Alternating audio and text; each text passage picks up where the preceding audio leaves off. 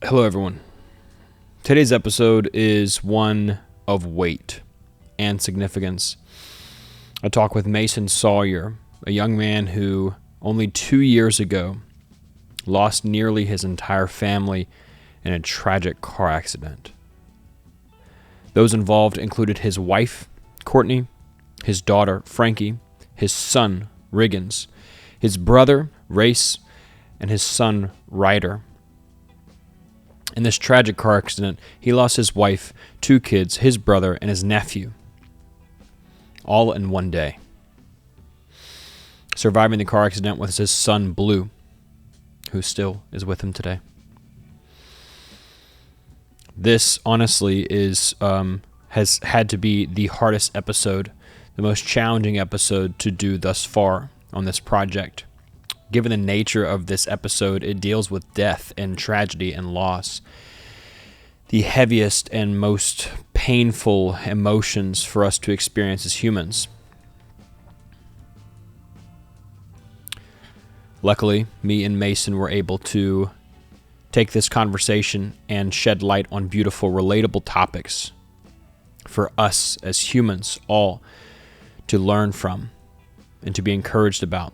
Specifically, sharing our pain with one another, not comparing what we've gone through to other people, but instead using the felt resistance and pain in our hearts as humans as a clear notification that we are all part of the same family. We also talked about how through pain, we can learn that happiness is something that blows and that purpose, depth of character is more important and more sustaining through life's challenges. Mason, I appreciate you joining me on this episode. Thank you so much for spending time with me. And to the audience, this one's a hard one, but you're in for a treat. Thanks for checking out this episode. Please don't forget to rate the show. It helps us bring beautiful conversations just like this to more people like you.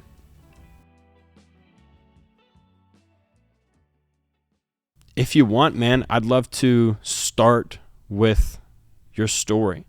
Start with your story about the day in July, about what happened, and maybe we can just progress from there if you feel comfortable talking about that today. Yeah, of course, man. Thanks for having me on, Braxton. Yeah, absolutely, bud. July 25th, 2021. And dude, I was so happy, dude. Me and my wife, Courtney, we were married for 8 years, but we've been together since we were 15. Mm-hmm. I was 30 years old at this point, so we've been together 15 years. We were high school sweethearts.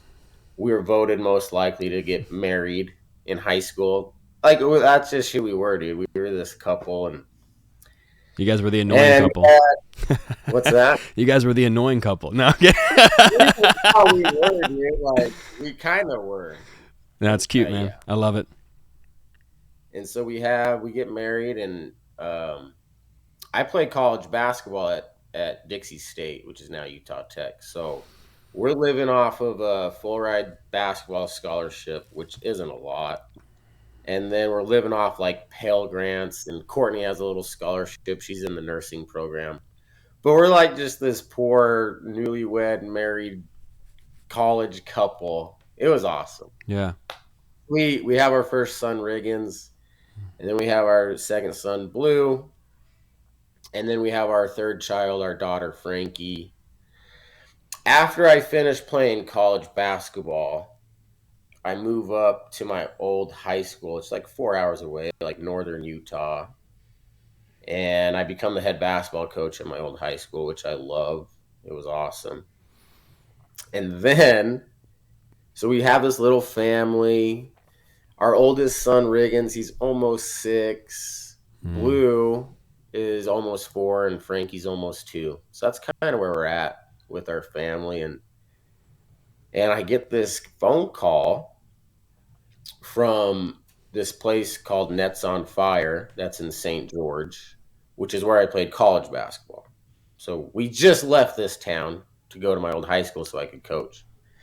So now we get a phone call from the college town where we lived, and I get this, dude, Braxton, man, this job offer is like, I love basketball. And so this was like a basketball complex where you train players, you have tryouts, you form AAU basketball teams, you travel, you coach. This is dope, man. And yeah, so it's literally like my dream job. So these guys call me up like, hey, so and so from Nets on Fire, we think you're a great fit, blah, blah, blah. I go up, I see the complex, I see the facilities. I'm like, this place is heaven on earth, man. This place is legit. So I quit my job as a head coach at West Jordan High School. Me and Courtney, we take our family and we move back to St. George, Utah. And I remember, Braxton, I just took this job. My dad's in town and I'm kind of showing him my new job. And I remember telling my dad, like, Dad, I think I'm the happiest guy on the planet. I told him that. I'm like, I have Courtney, like, love her to death, greatest person ever, right? I mean, every husband thinks that about their wife, probably, but Some of them. so, 3 beautiful kids, dream job, like this is what else do you want? Yeah, this is life, man. And so I just take this new job, and a couple of weeks after that is our family reunion. We do a family reunion every summer, cousins, all the in-laws. It's a big thing, and we never miss it. But this year, the family reunion is on the weekend of the first basketball tournament that I'm working at with Nets on Fire. So Braxton, I'm like, like I can't bail on our first tournament. Like we can't go to the family reunion this year. So I tell Courtney, and she's like, yeah, I understand. And we tell the family, and everyone's cool with it. No worries. And then that Friday rolls around, and my wife's like, hey, listen, like, you're going to be in the gym coaching all weekend. I'm going to take the kids to the family reunion. It'll be fun. They'll love it. I'm like, yeah, sounds great. And then I tell Courtney, I'm like, you should call my brother Race and his wife Keisha, because they live just down the street from us in St. George. They're going to the same family reunion, obviously, because Race is my brother. So I'm like, you should call Race, and maybe you guys can follow each other down or carpool down, or see who's going from his family. So she calls Race and Keisha, and they kind of have the same thing going on. So my brother Race is planning on going, but his oldest daughter Faith can't go. His son Rand can't go because of football, but his youngest son Ryder can go. So Race and Ryder, they Riggins, Frankie, and Blue, and go to the family reunion. And then on the way back from that family reunion, it was a Sunday. I have a motorcycle, Braxton, and with 3 kids, I don't get to ride it that long, like very often. So, and we're living in this tiny apartment, so I can't even park my motorcycle at our apartment until we move into our house. So anyway, family's out of town. I'm like, this is a good chance for me to ride my motorcycle. So I go to my buddy Jake's house. I get my motorcycle out, go riding for a few hours. And then I kind of plan it, like I'll bring the motorcycle back when my family gets back. That way I'm not just wasting my time waiting for them to get home. So I ride my motorcycle, I come back to my apartment, I get inside to my apartment, and there's a couple missed calls from my sister-in-law, Keisha. So I call her back. I'm like, hey, Keisha, what's up? And she's like, I don't know, Mace. Like, I have a bad feeling. I called Race. It went straight to his voicemail. I called Courtney. It went straight to her voicemail. Ryder won't, like, I don't, like, something's not right. Yeah. And I remember telling Keisha, I'm like, I'm sure it's fine. I'm sure they'll be rolling into town any minute. And so I hang up with her, and then maybe 20 seconds goes by, like not a lot of time. I get a phone call from an unknown number, and I'm like, okay, and I answer it. And the guy's like, hey, I'm Dr. So-and-so from Fillmore, Utah, which is a small city right in between. It's like the halfway point of the drive, basically. And he's like, there's been a car accident. And so immediately I'm like sirens are going off in my head. So I put the phone call on speaker and I text Keisha. I'm like, hey, there's been a car accident. Come pick me up and we'll go to Fillmore, Utah. Because in my mind, car accident meant, well, that's why they're not answering their phones. Yeah. Maybe they're in the hospital bed or they're in an ambulance and the kids are probably freaking out. Yeah. So like we got to get to Fillmore, which is about a 2-hour drive for me and Keisha. And I don't even know any details yet. I just send that. I text Keisha, there's been a car accident. Come pick me up. We got to get to Fillmore. Sent that to Keisha.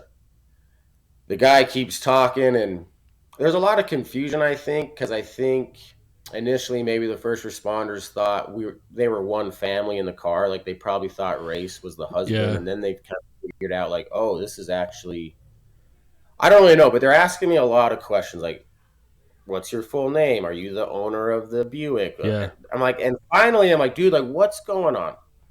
And he says, I'm really sorry. There's been a terrible car accident. Everyone's dead except one person. Mm. And I just fall to the ground. And I'm kind of going through all the stages of grief, like in split seconds, like denial, shock, like wrong number, prank, like you're kidding, Yeah.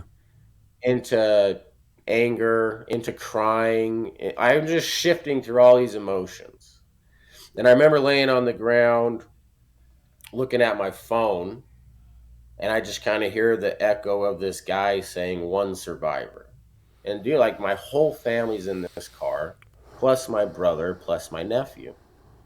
So one survivor, my mind just automatically just starts like going through each of their faces, almost like a PowerPoint, like Nick's slide, just circling through each person. Like, who is it? Like, who's the survivor? And Braxton, my older brother, Race, he was a state championship wrestler. And then he got into like MMA fighting. He's just like this tough as nails guy, just like survives anything.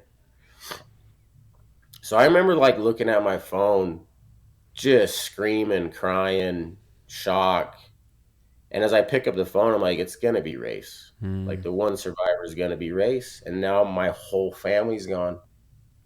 And then I'm like, I got my gun underneath my bed, like maybe if it's Race, maybe I just go get the gun. Like I'm having all these weird thoughts, Yeah. freaking out. Yeah.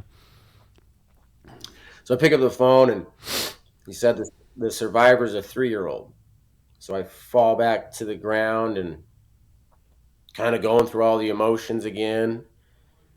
Courtney, my wife, dead. All like she texts me like, "Hey, love you, see you soon." And I said, "Love you too." That was like 2 hours ago. Now she's gone, and the car accident was so brutal. They wouldn't even let me see her body. They said we'll let you see her hand if you want to see her hand. Courtney's gone. My oldest son Riggins is gone. My brother Race is gone. Who I then immediately felt awful, Mm. wishing that he wasn't the survivor. Like I tremendous guilt for having that thought. Yeah. My nephew Ryder's gone.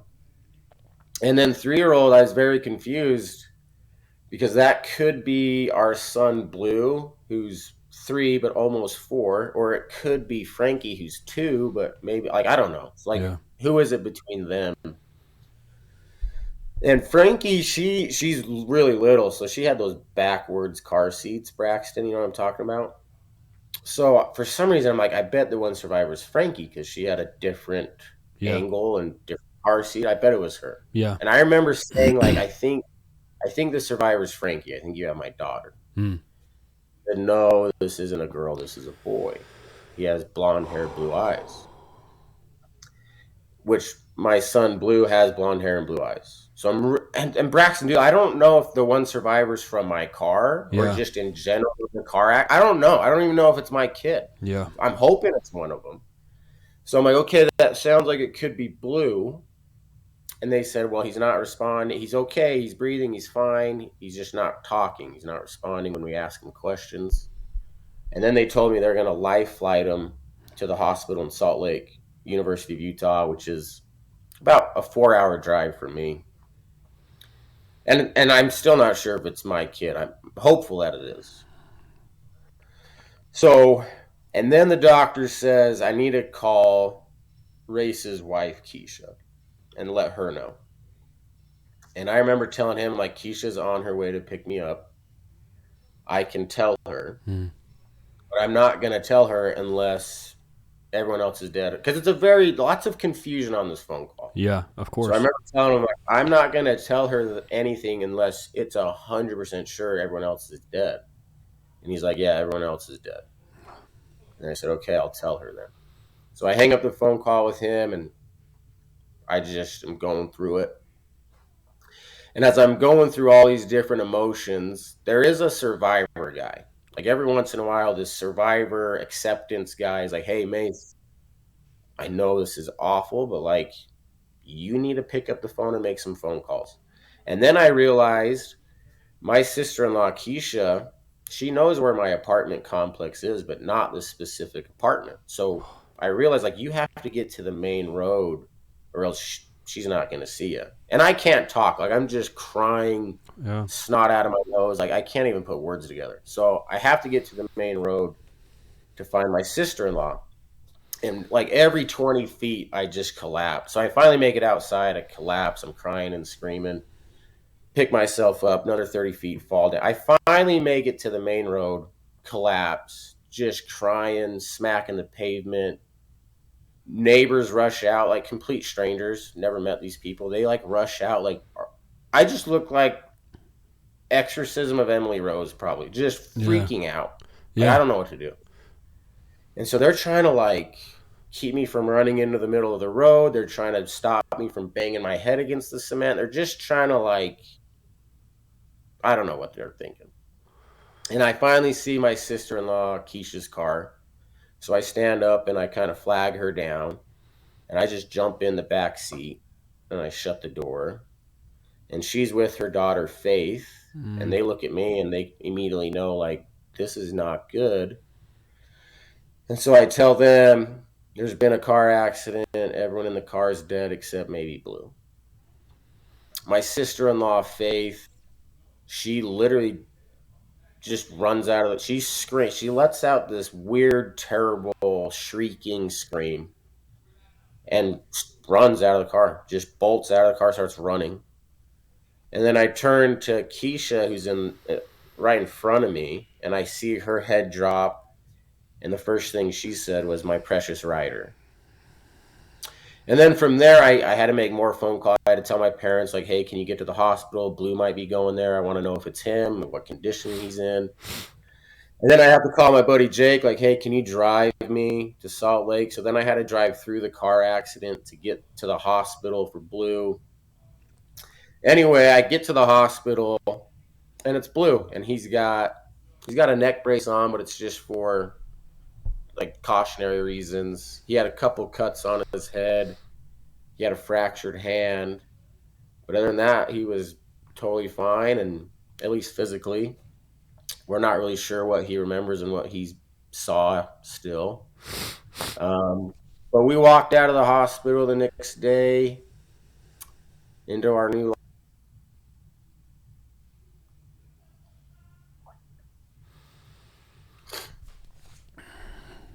I'm so sorry, man. Yeah, thanks for saying that.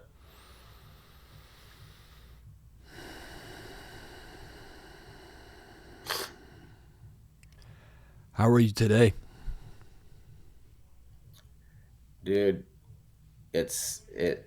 time doesn't heal this thing. It hurts just as bad today than it did the day of. And honestly, it's not better. If anything, it might be worse. But you get stronger.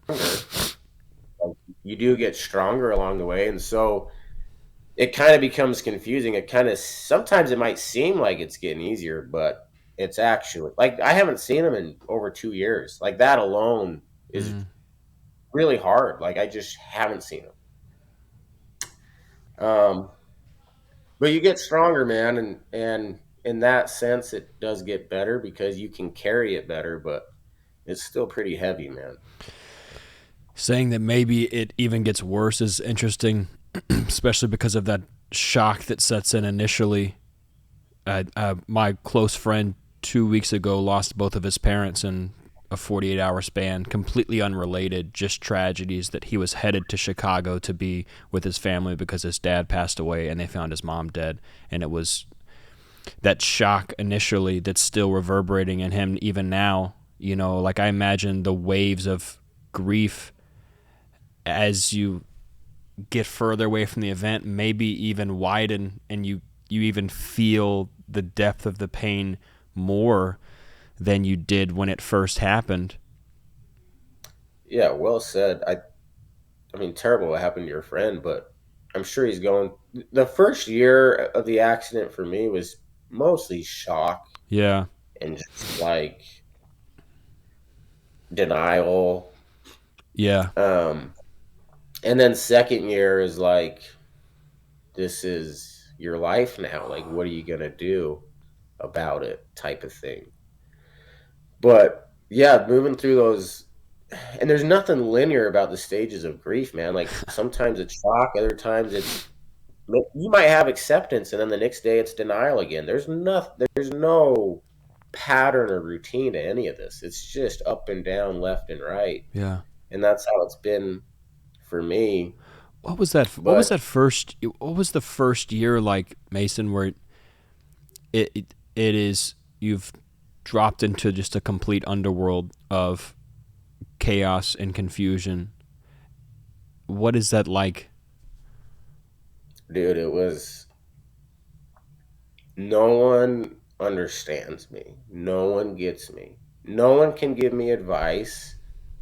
Every therapist I talk to, any friend no one went through what I went through. So how dare you tell me how I should feel and what I should be doing? Yeah. And it was very victimhood, poor me, why me mentality. Like, listen, going down the road of you don't understand what it's like to be me, you don't know what it's like to walk in my shoes. That might be true, but that's true of everyone. I have no clue what it's like to be you, Braxton.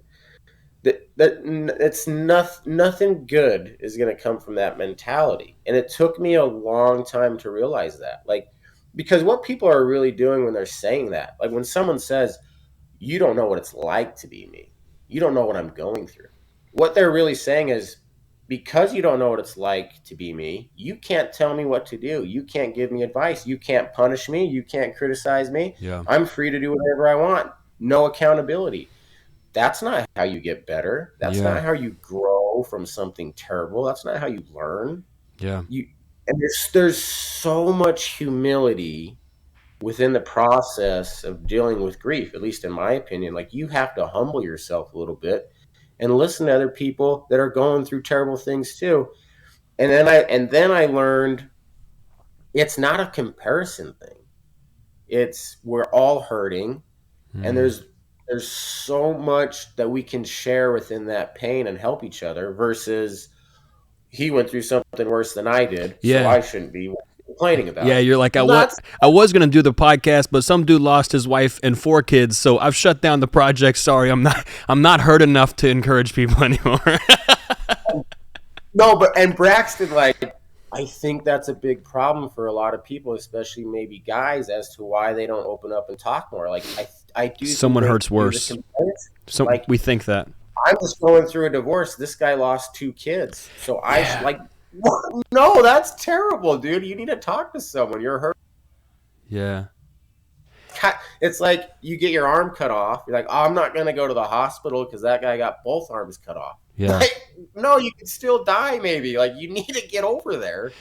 Yeah, it's not good, man. Something about that is deeply flawed in our culture and the way that we understand human connection, and that I don't think we see pain for what it is, in the sense that it is the only opportunity, really one of the only opportunities that you have to connect with someone else. And it doesn't matter how small your pain is, it still exists as an opportunity to share your humanity with someone. Because when you feel that pain of losing your family, you know, there's the victimhood mentality that, sure, so be it. I mean, yeah, you know, get pissed and blow up some places and rip shit apart, you know. But then there's also something that seems to be very true about any human's felt pain, which is, oh shit, I'm not necessarily just feeling my pain. I'm feeling pain. I'm feeling the pain of being a human being. This is my humanity that I'm feeling. And it's something about that that then alters your eyes to be eyes of compassion when you see other humans capable of feeling the same fucking pain. Dude, well said. And that's kind of what happened to me. I kind of had that flip of, oh, like this pain and death, it actually unites us, and because we all experience it to some degree. And then, like, pain is the best thing, man. It's the best thing on planet Earth. And I sound crazy to a lot of people, but it is, man. And you use the word opportunity, which I loved, because I finally started going to therapy. I humble myself enough, like, all right, I'm going to listen. When? Why did you wait, dude? Yeah. And I go to therapy, and my therapist is like, hey, this is an opportunity for you.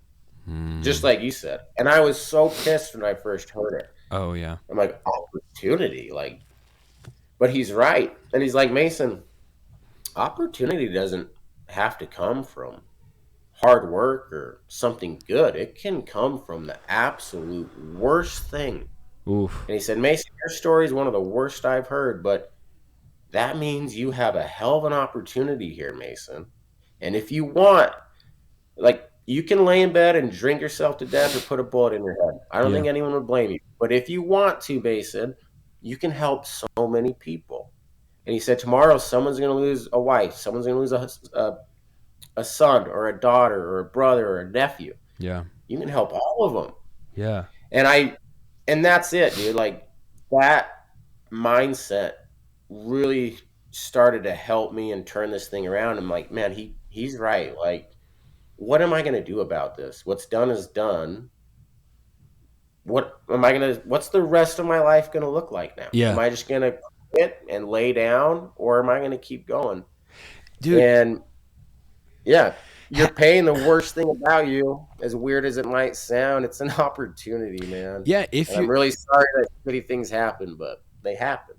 Yeah, they happen, man. And there's something, it's truly beautiful, man, when you bow to that and you say, okay, you know, okay. Yeah. Okay. And that then to me moves into one of the principles of the 1090 project, which is we versus me. When you move into the okay, all right, then it's almost this subtle notion of what's this for? And it's for other people. It's for everyone around you. Yeah. I had a moment a couple weeks ago. There's a particular situation in my life that has been so confusing and painful and difficult for so long. And it comes in waves every now and then. And I was feeling it one morning, and I drove away from home and sat in a parking lot and just bawled my eyes out and sobbed and cursed at God and just going, why is this thing not only so painful but so confusing? Why is this so painful? And the more you understand about the circumstances you're in, life can at least start to make more sense, but there is a degree of pain that doesn't make any sense. It doesn't go away when you make sense of it. It just clearly hurts. And I remember asking God, with the bottom of this pain I felt in my heart, going, this part doesn't go away. There's a hook in my heart that's so painful and it's not leaving. What do I do with this? And it was almost like instantaneously I felt God say, you love from it. That's the part that gives you the ability to have compassion for other people. that to me feels like that we versus me moment from the pain you've experienced. Yeah, so beautifully said, man. Because one thing I've learned, and like, there's a really cool buffalo and cow analogy that drives this point home. Please share it, man. The but like, and you just commented on it, but because I have it too. This, like, you have emotional pain, spiritual pain, but there's a physical pain Yeah. to this trauma as well. I have it like on the right side of my head, Mm. in my hands for some reason, and in Mm. my chest, like just this pain. And therapy taught me this, but like, dude, the place of healing, the place where the love is, the place where the beauty is, the place where the growth is from this is the exact same spot where the hell is and the pain is and the torment is. And that's why talking about it and being vulnerable is really hard. It's not just about what other people think. It's like you're going to go to that spot and rip it open more, and it hurts like hell. The first few months of my therapy, I was just crying and just opening up this wound more and more. And part of me is like, what the hell are we doing? Like, it hurts so bad, man. I don't want to think about Riggins and Yeah. him playing on the bike. I don't want to do that. Yeah. It ruins my whole day. What are we doing? Just Yeah. don't think about him. But you keep going back to that. You keep revisiting it. And then you start to see those painful memories of Riggins riding his bike start to turn to happy memories, man. Like, I'm glad we had that moment when we did. I'm glad Riggins was so happy with the life he had. And like, this thing starts to shift. And then you start to see the opportunity there, and that you can relate this pain to other people. And that's one thing I've learned, man, is like, if you run from it, if you run from the pain and the accountability and all that stuff, you're not going to outrun the pain and the misery. You're only going to outrun the good things. You're only going to outrun the growth and the opportunity you have to help other people and to learn and to grow from this. That's the only thing you're going to outrun, man. So That's all you're running from. you got to face it, man. There's no way out but through. There's no way out but straight through this thing. Yeah. And I think what you just, I couldn't agree with you anymore. And then that's where you find the we is greater than me. Because for me, we label it all sorts of things: depression and anxiety and PTSD and all this stuff. That stuff's whatever. The hardest thing for me is the survivor's guilt. That's the thing that, like, you're stuck. There's no winning, because I just want to lay in bed because I don't deserve to be happy. I only wanted to do it with them. They're gone. So why do I get to move on? Why do I get to have a good day and laugh and go to a movie or do something I like to do? Yeah. And they don't. And so you just lay in bed all day, right? That's how you fix the problem. Just don't be happy. Well, then you feel bad for that because, well, what would Courtney want me to do? What would Riggins and Frankie want me to do? They want me to have a good day. They'd want me to leave the house. They'd want me to fall in love again. They'd want me to do all that stuff. So what do? I get out of bed. I have a good day. And then what happens when I have a good day? I feel bad. It's just like, you can't fucking win, man. Like, it has you. It has you. But other people, dude, putting other people first and trying to help other people, that is I have no survivor's guilt when I do that.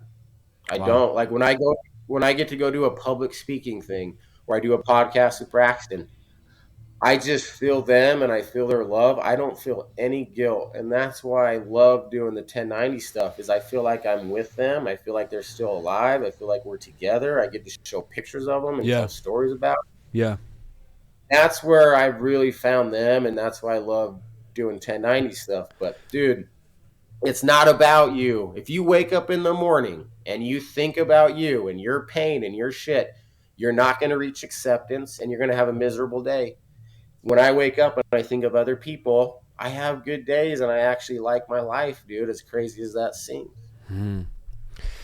Man, that is such an interesting thing, that when you are focused on yourself and my pain and what I'm burdened by, instead of this is the burden of humanity, and I'm in an earth full of humans, and I am one of us.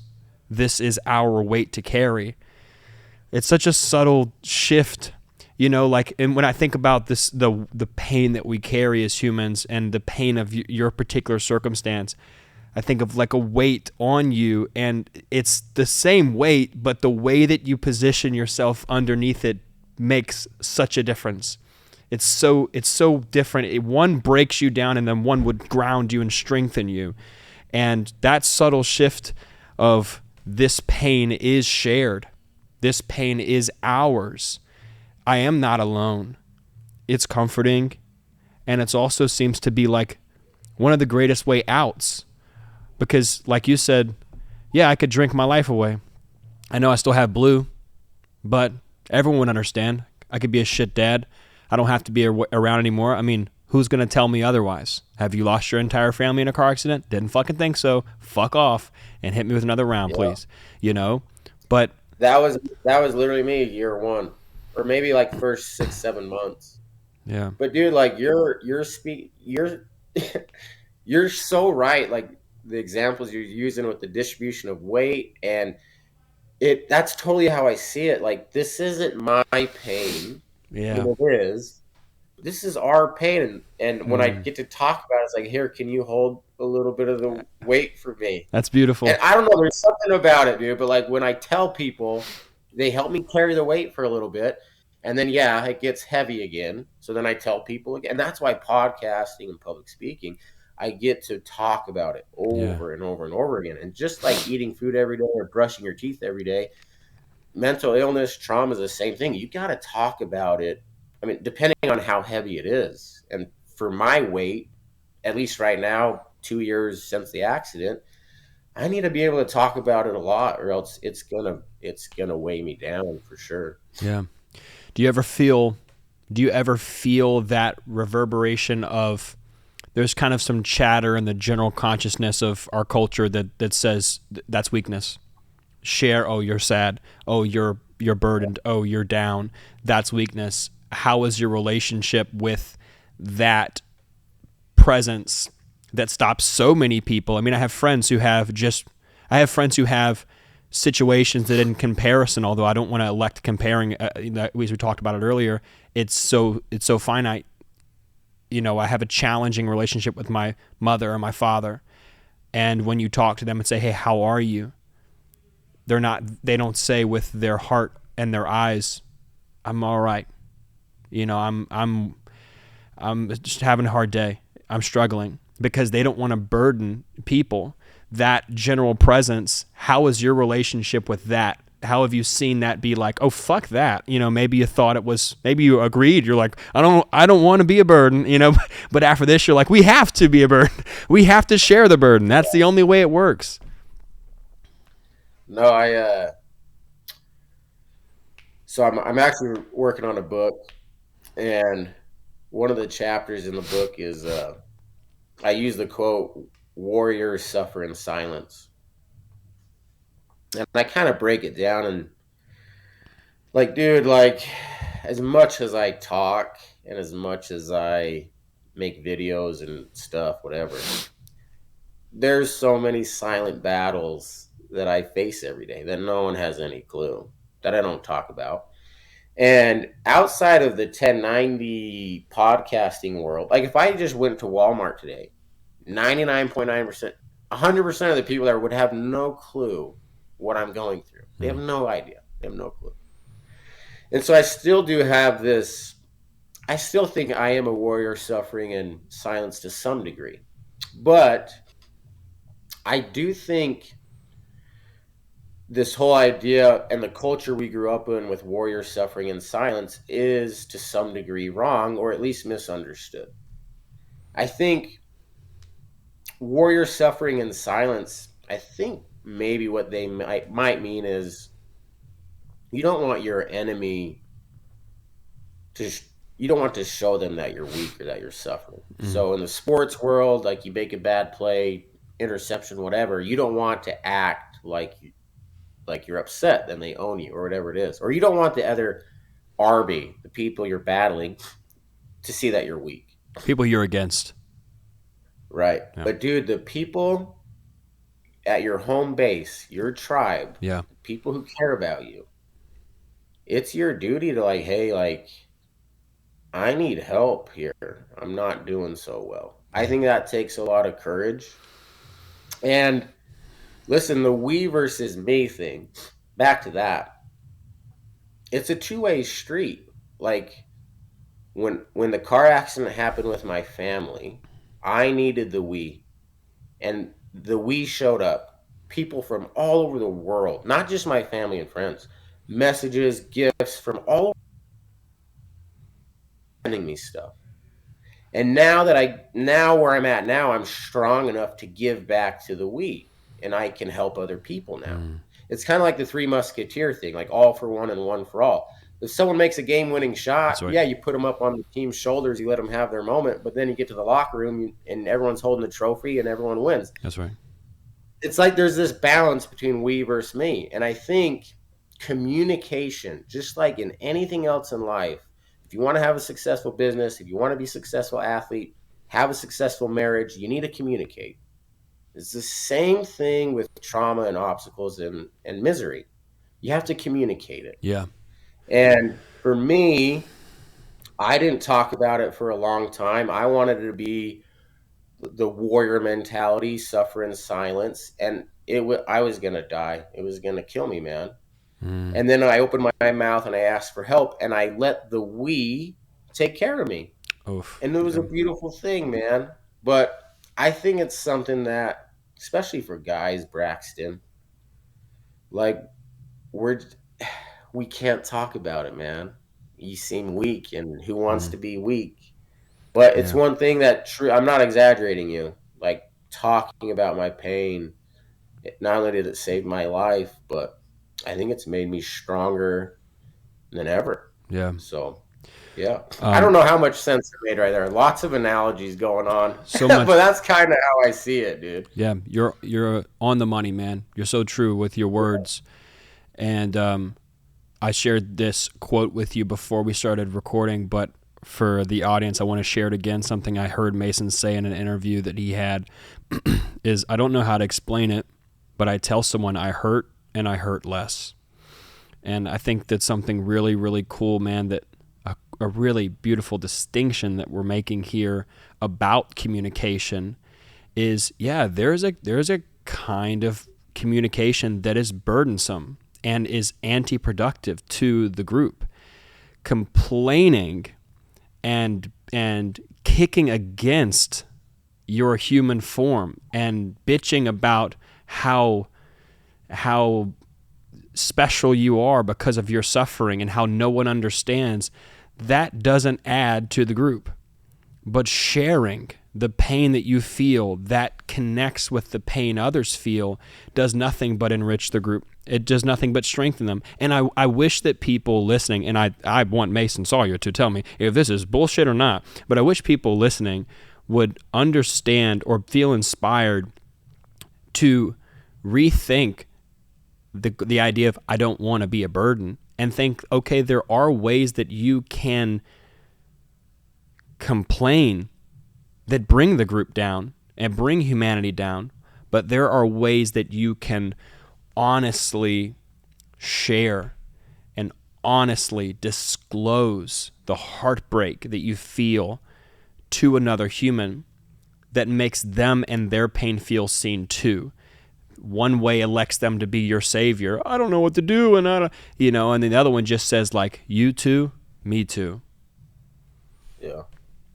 I, yeah, well said, man. And I think there's a yin and a yang to everything. So, like, if you want to help people, great. But sometimes it's going to be your turn that you're going to have to ask for help. That's just the way it works, man. You can't Yeah, shut down and never open up and then just try to help people. yeah, Sometimes you need to it's your turn. And then the other thing is, it was so hard for me to ask for help because, and I think this might relate to some other people, but if I ask for help and I open up, the next step after that usually is action. No, like, I gotta, like, no, there's a lot of truth in this. I don't Like, want to do it. I don't want to stop drinking and have to get out of bed and try to do stuff. I just wanted to No, complain, man. yeah, and that's the difference. That's the difference. I think one of the differences between victim mentality and not being a victim or a buffalo and a cow, whatever, is listen, people who talk about it Mm. and then try to move forward with it and do something good or try to help other people, that's a warrior right there. Mm. People who just constantly complain about it but don't make any actions to try to fix it, that's where we fall into victimhood, I think. They Yeah. just want people to feel bad for them. I Yeah. don't need people to feel bad for me. I'm good because one thing I've learned is the pain, as much as it broke me, it left something inside that I didn't know was there. And I found like I didn't know how strong I was until this terrible thing happened. I'm good. I don't need you to feel bad for me. I'm good. I'm Yeah. good. Yeah. It's not a pity party for me anymore. So save it for someone else. And I think that's really where things started to change for me is I'm not looking for handouts. I'm not looking for you to cry for me. I'm good. I'm just trying to help other people. Yeah. And I think that's another step in the process. But I do think another reason a lot of people don't want to open up is that's going to require change Yeah. after you open up.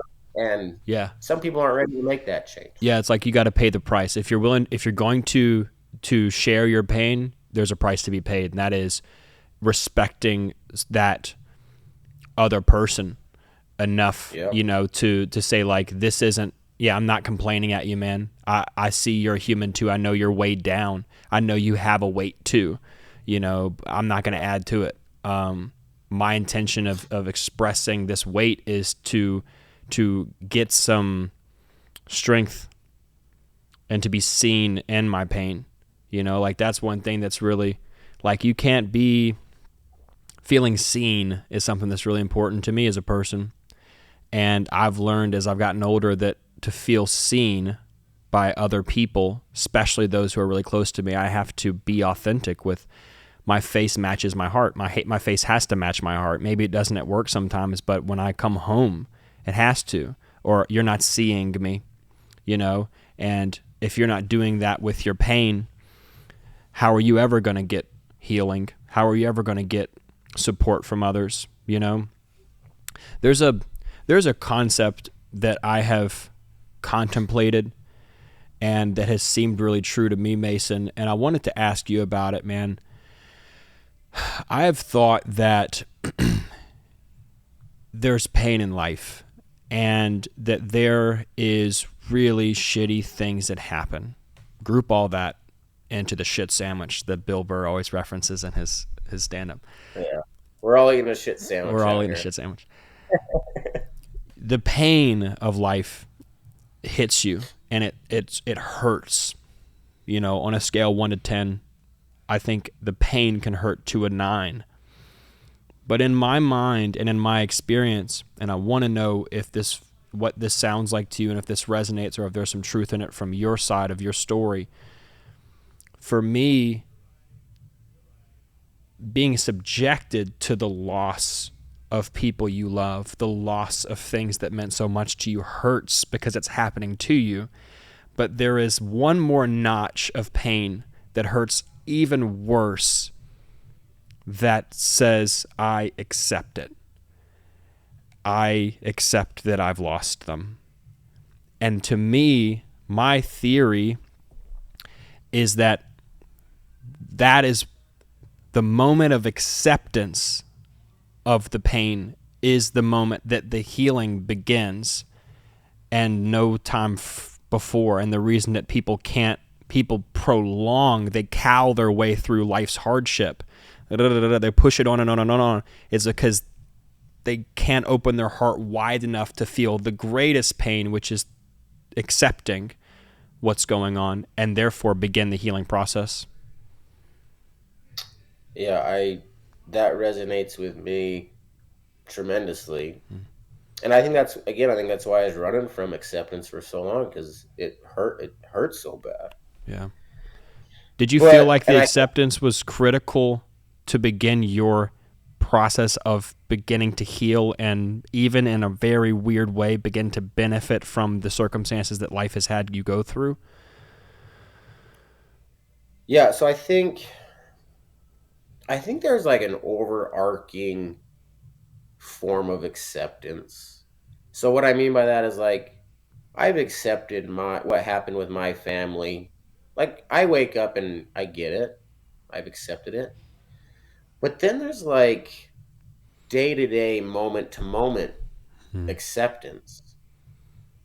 And I don't feel like an accepted acceptance, at least for me. I mean, I'm only 2 years removed from this car accident.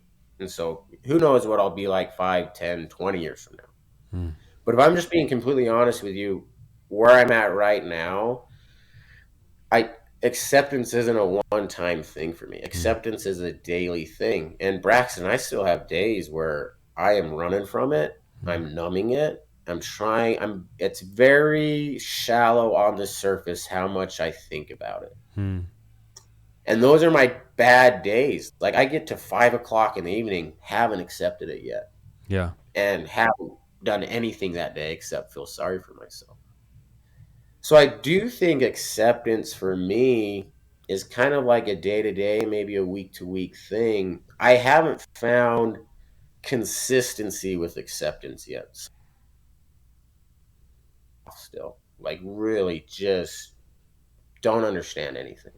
Yeah. And I get really up, and I'm so just shattered into multiple personalities now. Like, some days I hear someone complain about their job or something, and I really have sympathy. Like, man, that sucks, blah, blah, blah. And other times I'm like, what are you fucking whining about? Yeah. Like, you have a wife and kid. Yeah. Who cares about a job? Like, I'd be homeless with my family in a heartbeat. So, like, really struggle with it still. Like, I'm still struggling. No But way. that, Wait. I look, when I told my girlfriend about you coming on, I said, yeah, I shared your story with her, and I said, I don't know if he's a funny guy or not, but maybe I might start the episode by going, so you're good now, right? no, that's like, oh my dude. And I feel so bad. I feel so bad how I taught. I mean, I've had friends and family members lose parents and loved ones before. And I remember like, oh, that was like 4 years ago. They're probably fine now. Yeah. Like that was my thought. Like I can't believe I just want to hit myself in the face. I can't Yeah. believe there's yeah. It's like Yeah. the pain's never gonna go away. It's just up to you what you're gonna do about it. But that's kind of how I view acceptance is. It's not an everyday thing for me, at least not yet. But I hope to get there. But Yeah. yeah, I'm not. Yeah, I'm still hurting pretty good. That was pretty funny though. Yeah, it's a really interesting thing, man. To think about that. Like my dad, I know my dad's lost both of his parents, and I tend to think that I go like, that was like 12 years ago, right? Yeah. I was probably maybe further, maybe 15 years ago. So I mean, sure he's all right, but not true, man. I mean, the Yeah, I've way. actually like I've even texted some old friends like I'm sorry like Hmm. that was my response to you. Like I truly like I'm sorry, man. And they're like, "Oh, like you didn't know any better. You're just like they responded nicely, but yeah, Yeah. it's it's not going away, man. In fact, I was on a podcast last week and one of the questions they asked me was like, "So how did you get through it?" And I said I'm still in it. I'm about to start. We kind of had like this awkward. There's like this awkward moment of silence, like, oh, Yeah, they're like, wait a second. They're checking their notes. They're like, this guy's not good now. why do we have him on? He hasn't figured it out yet. Like, no, I'm still very much trying to work through it day to You, day. you, But I've learned some really valuable things, like we've talked about. We is greater than me, and talking about my pain and being vulnerable.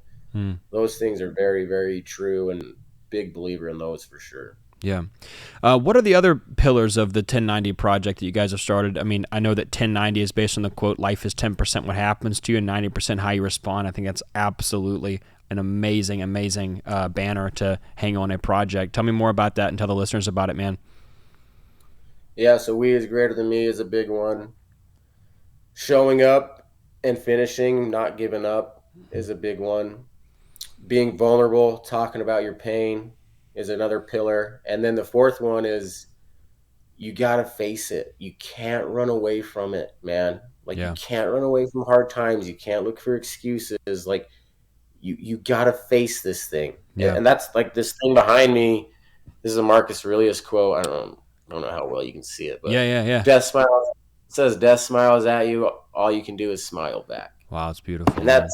that's like it, man. Like what are you gonna do about it? It's happened. Are Yeah. you gonna face it head on or run from it your whole life? Yeah, man. Are you, So I think those would be like our four main pillars to the 1090 thing. it's a beautiful thing, man. You are doing a little bit of traveling or a lot of traveling, maybe speaking that message to schools, students, anyone who will listen. And I think it's fucking brilliant, man. I think it's awesome. It really, really is. Um, Thanks. the smile back thing. It's interesting because on one hand, I listened to you talk on a podcast, and you had mentioned if I don't do something with this, then the loss of my family was in vain. Something to that extent. That's a Yeah, really it's like beautiful way to look at pain in life.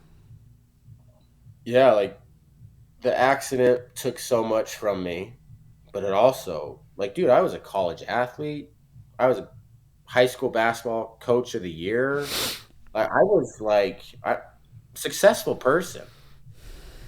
And then this car accident with my family just completely cripples me and consumes me. So not only did I lose all the people that I lost, but I lost myself. Like I was literally, and I remember like laying in bed, like, is is this going to be the rest of my life? Mm,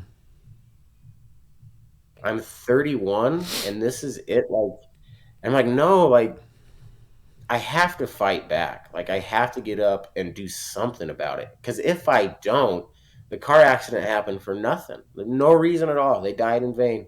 yeah. Nothing good came from it. But maybe like if I keep going and I talk about it, I wanted to become a therapist. That was my first goal. Like if I can get into therapy and then help other people with mental illness and trauma and grief, like maybe I can take something terrible and make something good happen out of it. And then I realized, like, yeah, like focus on what you can control. So much of what happened to you, Mason, is outside your control. I mean, the car accident happened from a dust storm. A dust storm. 22 car pileup from a dust. Like, I can't control the dust. I can't control where our position. Like, so much of it is out of my control, and that's what makes it really frustrating. But okay, Mason, what is within our control? Here's some things we can do, and let's focus on that. And when I shifted my thought process to focus, dude, happiness to me is understanding what's in your control and focusing on that. And Mm, that's what I ended up doing. Like all this stuff that's making me miserable, I can't change it. yeah. So stop putting so much time and energy into it, and put time and energy into this 1090 thing. And dude, like when I die, I'm like, I just want, like, Mason went down swinging, man. Like, he didn't give up, and he honored his family, and he kept them alive as long as he could.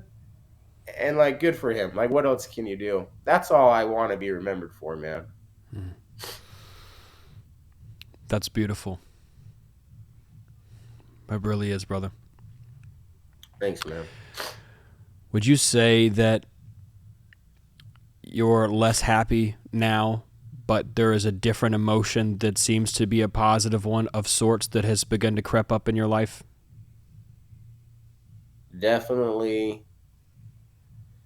I'm less happy, and I feel there's a guilt for me saying that because I have an amazing son. Like, Blue is amazing. And dude, I've gotten into this beautiful relationship with this girl who's amazing. And so for me to say I'm less happy, I have a lot of guilt there because I worry about what they might think. Sure, yeah. But there's just a lot of pain and grief going on in my head, dude. I think I'm less happy, but I found purpose, man. Yeah. And purpose trumps happiness Yeah. 10 It's not even close. Happiness isn't. It's not a destination. It's not your personality. It's just an emotion. Like we're all gonna have ebbs and flows of happiness, but purpose, Yeah. that, and I found purpose in my pain, man, and I found it because I didn't run from it. I went right at it. Yeah, man, it's like So happy. That's right. That's man. And to be honest, that's exactly what I think about when I attempt to ask that question to you, is that happiness seems to be an emotion that just distracts you from your circumstance. I mean, I'm not sure if you've ever done cocaine, but if you do cocaine, it just makes you feel good, and you could give a shit if you're in a basement or you're in a fucking, it's 7:00 in the morning and everyone's left the bar and you're sitting there doing blow, and you feel happy. You know what I mean? You got your bills ain't paid, you're fucking sad, but you're happy, and that's a lot different of a quality of existence than someone who is eating crackers and drinking water and sitting behind, a rifle fighting for their country, and they feel like they're protecting their family and their home against evil. And they go like, "Are you happy?" And they're like, "Fuck is happiness? I haven't felt happiness since I left." But there's something about my experience that feels purposeful. I hope and I pray, man, that message gets picked up from people hearing your story, man, because there's such a preoccupation that we have with happiness. We just want to be happy, and happiness fucking blows. It's not that great. It's just this temporary little fart in the air of a positive emotion. Dude, that's a good quote right there. Happiness does blow because it ain't gonna last forever, man. You're gonna come down off of it. And then you got to go get more, dude, and it costs $50 a gram. And then and then you go like, okay, this sounds very specific. yeah. Fucking Edward, man, selling me $50 a gram. But at some point, and I don't, pain seems to be the greatest catalyst for this moment of waking up. Some people may achieve a dream they thought was great and it's not that great, or some people may be hit in the face with tragedy and they realize like, wait a second, this pursuit of happiness, Will Smith, love you, man, but this pursuit of happiness isn't what it's all about. Maybe it's about connecting to something. Oh shit, my heart is connected to their heart, and we all have this, we are all a part of a family, and it's about holding and being present and experiencing with the people around me, and seeing if I can show up and lighten the load for other people, in my life, man. That's what that's felt like. That's what that transition has been like. The experience for me that began that was, I've always been really hard charging in business and very, very driven. Wolf of Wall Street was kind of like my woo, I'm going to be the man, and I've started in business when I was young. I was really successful with it right out the gate. And, all I really wanted, my deepest fear was that I was not going to be rich, really, really, really fucking rich. And, a true sickness, like I'm not happy to say it, and it feels mildly inappropriate in this conversation to mention, but to the extent that I cared about being successful, I remember talking to one of my close friends at the time, and he said like, "Why are you so driven?" And I said like, "I don't know, but all I know is if I had to choose between my family and being successful, I would have to choose the success. I'm going to lose them anyways. This is what I have to do. Like, this is what I want." That level of just one-eyed ogre or cyclops like focus towards the wonderful chiming coins of America that I was, raised in, that ran me, man, until about 22 years old. And my best friend in the fucking world, Christian Lane, shout out my boy Christian, I was with him at a concert one time, and I was on a lot of LSD. And I've done lots of LSD in my life. LSD, I've had fantastic experience with it. It's probably the 50th, 60th time I'd done LSD, so nothing, I'm not speaking wrongly about LSD, but he had gotten really, really exhausted that day with everyone. And at one point during this concert, he just completely collapsed out and just falls out. And I drop down to pick him up, and I'm shaking his head and trying to yell at him, and it's so loud, the music, it's like this crazy rock concert. It's just fucking just insane chaos everywhere, and I'm yelling at my brother saying, go fucking get someone. He's saying, who? I'm saying, I don't fucking know, just do something. I'm trying to feel for a pulse. I can't feel anything. I'm sitting there looking at my best friend I'm going, my best friend just fucking died. I don't know why.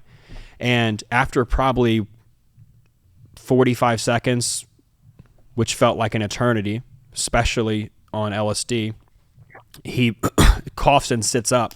And I sit back, and it was like I felt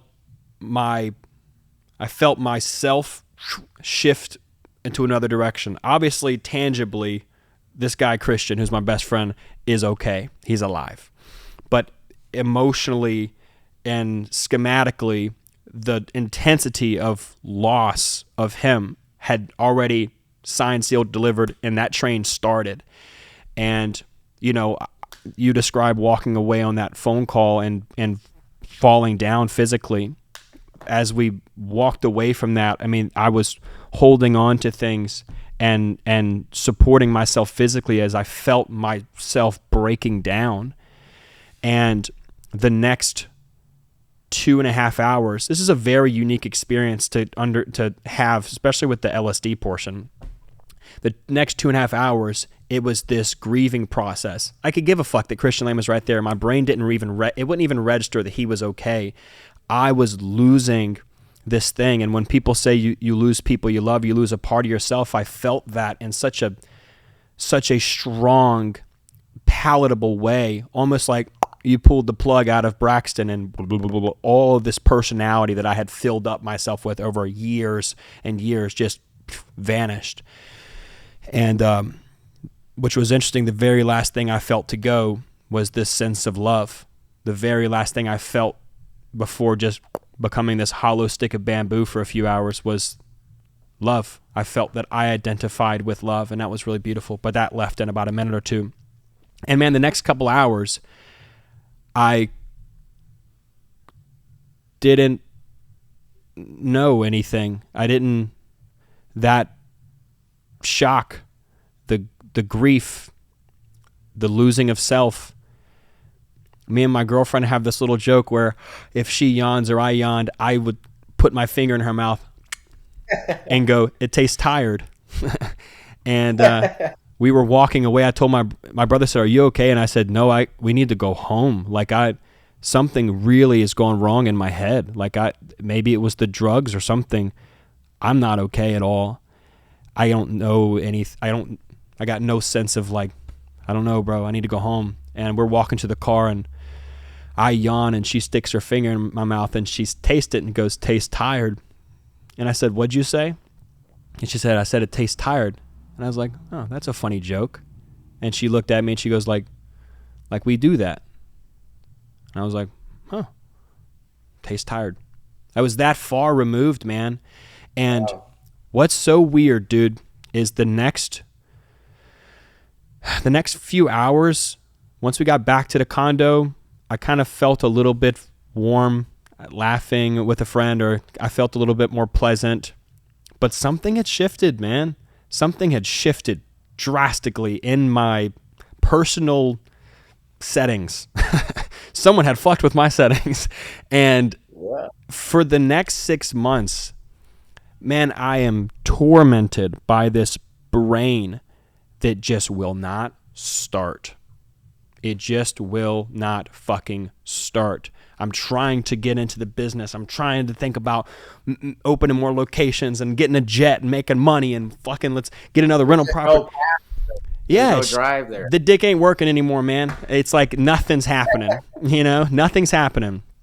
And that was horrible, man. And then the next 6 months, I'm noticing, okay, it's not that I don't have positive emotions anymore, feel good anymore. It's just different. Like I actually care about time with my brother. I care about time with my mom. I care about time with my girlfriend. Like, this is really lame. Like, I'm not like trying to fucking do something that's so fucking cool and successful. And it took probably 2 years completely to feel grounded again in this man who was not weaker, but his priorities had been shifted in a moment. And what meant something to me was number one now, connection, love, sharing that, my family, my friends, the impact I have on other people, and no longer this grandiose, pursuit of trying to have this never-ending happiness orgasm that I thought was on the other side of being successful. Yeah. Honestly, I don't even know why I got started sharing that story, but yeah, there's that. I think one of the morals of your story is it was just a complete perception flip for you. Like you were so focused on all this, I don't know what we call it, this things outside of your soul, like money and possessions and fancy rock concerts and all this Yeah. stuff. And then that thing happens with your friend and you're like, oh, and then you start focusing on shit on the inside and it's completely, and then you don't even have passion anymore well, that's kind of what happened to you. And dude, that's what happened to me. Like money, not that I don't have a lot of money. Like I'm middle class through and through, but like don't care about money at all. Yeah. Don't like there is a sense of freedom in a lot of ways with this amount of pain because it really shows you what truly matters.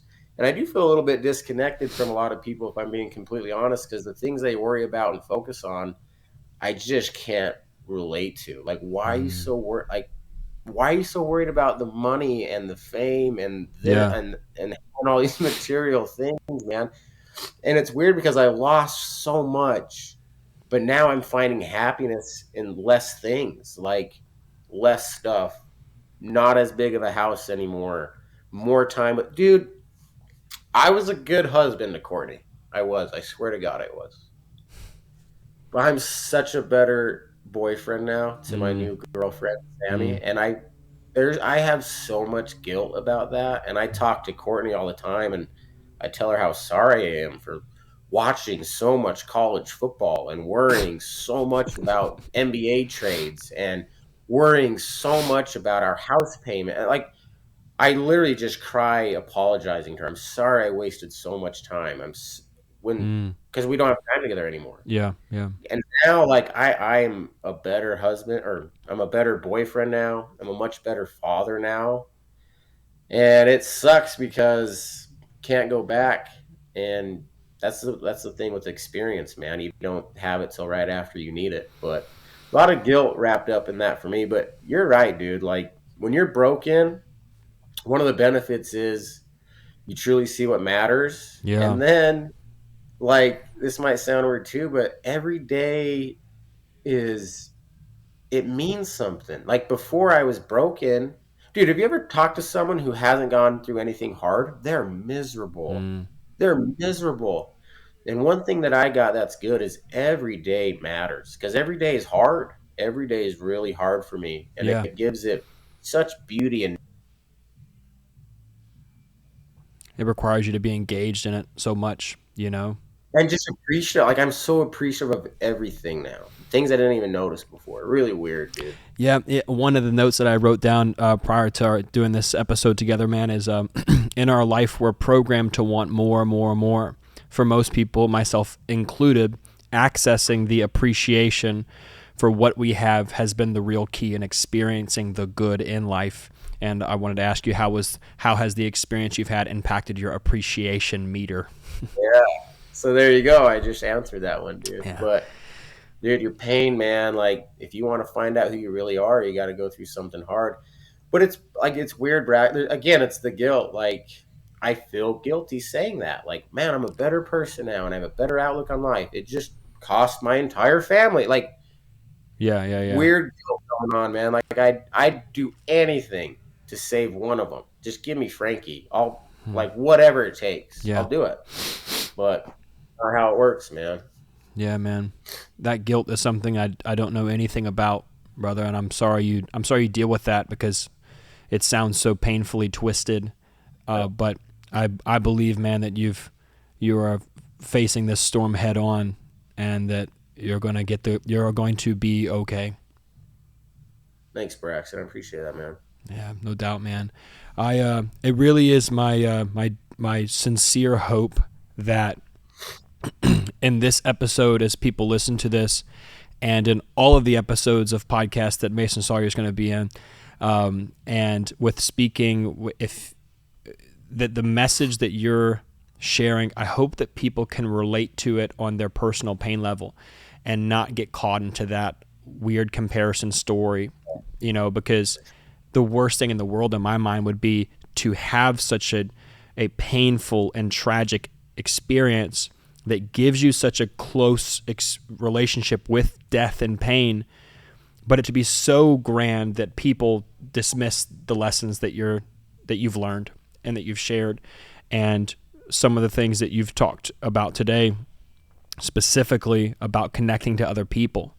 And that is such a valuable takeaway that I hope we can highlight, that your responsibility as a brother and sister, as a human, as part of this human race, is to be authentic, to show up and share, and to maybe make a slight adjustment to the way that we communicate so it doesn't complain, but it shares, and we connect with people. And one of the other things that I thought was really beautiful that you said today that I wrote down is pain and heaven, they come from the same place, right inside that heart. That connection point where it's not pain is on one end and pleasure or heaven's on the other. Anna Lemke, actually, in her book Dopamine Nation, she's the head of Stanford's addiction clinic, and is like the head honcho lady over there for neuroscience and mental health and addiction. She talks about pain not being on a like, this is pain and this is pleasure, but they're the same exact thing, being tilted one direction or the other. It's the same lever that controls the emotion in the brain. And it's so helpful when you think about pain and pleasure as this, like, as a circle that's connected, not as like these further ends of a spectrum. That something about the more pain you can feel, the more pleasure you can feel, the more good you can feel, the more pain you can feel, and that the pain life gives you is an opportunity to stretch your soul so you can make room for the beauty. Yeah, one example. I'm not as smart as you, so one example that I use that helps my brain is like, life is the color purple, and red is pain, and blue is the joy. But it takes both. Like, you can't have it. If you want purple, it's a weird combination of both. They're That's not right. on opposite sides of the spectrum. They're so intertwined that it's purple. Yeah. That's how I do it. But yeah, You ever seen the TV show The Good Place? I haven't. I watched some of it, and I didn't finish it because me and the girl that were watching it together broke up a few years ago. But it's like, fuck it, I'm not watching it anymore. But my best friend brought it up the other day, and he said, like, did you ever finish that? So I said, no. But the thing is this lady dies. She wakes up in this, like, kind of office or sorts, and God is there with a stack of papers, and she's like, did I die? And she's like, yeah. Or God's like, yeah. You're going to go to the good place. And the good place, she had enough good in her life, so she's in the good place. Well, things are going wrong in the good place. Walls are coming down, and there's glitches and the perfect houses. And so these people kind of have to work together to, like, make the good place better and make it not fall apart. The twist at the end is that God comes out and he's like, I have to be honest, this actually isn't the good place. Like, this was this is like a prototype of sorts, but it's got a bunch of bugs in it and a bunch of things that need fixing. And that's really why you guys are here, is to help the process along.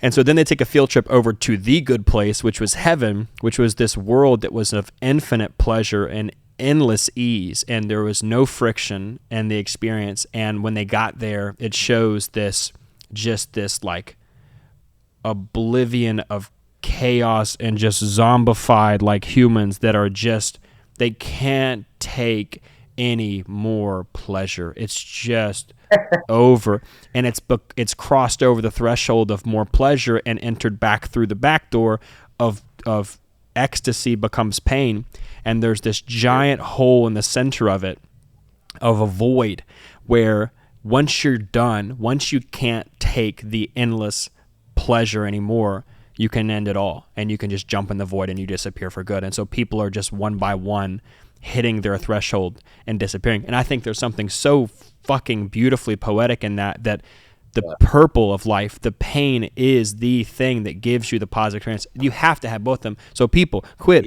fucking trying to make your life be happy. Dude, be with your life. I love that so much, because I tell all my religious friends, like, I don't understand heaven at all. Yeah. Why do you want to go to a place where there's no pain, there's no chance of failure? It doesn't make any sense. Like, guys, like, it's impossible for me to love my family in heaven if there's no chance to not be with them. There's no chance to have a bad time with them. Yeah. I'm not even really their dad or husband. Like, what do they even need from me? Nothing works without pain and death. So that's how, so I think that's a beautiful, beautiful example of that. I'm going to have to watch that show, man. Yeah, man. Mason, thank you, brother. No, thank you, dude. This was awesome. I enjoyed this one. I thoroughly enjoyed our time together, man. And I want to say honestly, and I really mean it, I love you, brother. I really do. I got a love for you. Keep doing what you're doing, man. You're making good things happen. Yeah. You too, man. You too. For sure. Where can people find Mason Sawyer on social media and the 1090 Project? Oh, I'm terrible at this stuff. I've never a social media guy before the accident, so I'm learning. But our Instagram is the 1090 rule, I think. Mm-hmm. It's okay. It's the number 10, and then you spell out 90. Yep, and then rule. And then you have to put, here's the other thing, you have to put the in front of it, because 1090 was already taken by like a math teacher or something, I think. I don't know. And her whole family's still alive. Fuck that lady. You type in the 1090. If you really care enough, I'm sure you'll find me. If not, then there'll be links. Me, and we'll, and I'll put links below in the description of this episode, so people can check it out, man. Thanks for hopping on, man. Thanks for hopping on a little bit earlier than we had planned to. I really appreciate you being flexible, dude, and I hope today is a wonderful day, brother. Yeah, it's a good start, man. Thanks for this.